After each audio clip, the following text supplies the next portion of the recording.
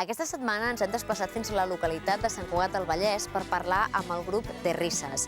La banda, que es va formar l'any 2008, barreja el seu estil soul, funk i música disco. Els que van ser taloners de l'Axambusto ens presenten ara el seu nou disc, El millor dels moments. Soy Martí y esto es The Risas.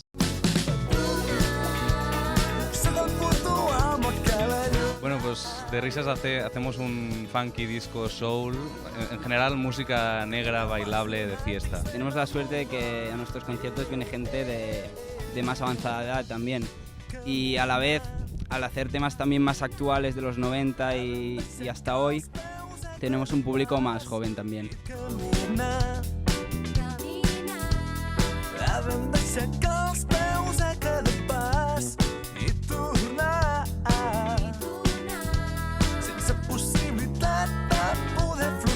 El primer disco se llama El millor dels moments y salió en el 2012, pero nuestra punto fuerte son los directos y somos, digamos, la alternativa al panorama actual catalán, en que mayoritariamente hay rumba, ska y música de fiesta muy catalana. Pues nosotros hacemos una alternativa más americana.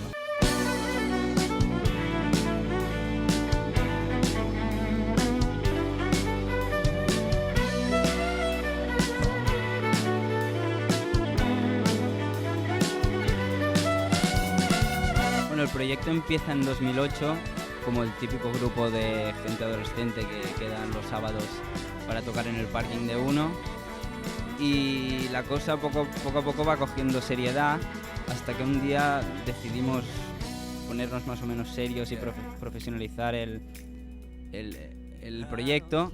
Podéis encontrarnos en nuestra página oficial TheRisas.com, en nuestra página oficial de Facebook, en Twitter, @TheRisas con 2 S finales, y en YouTube.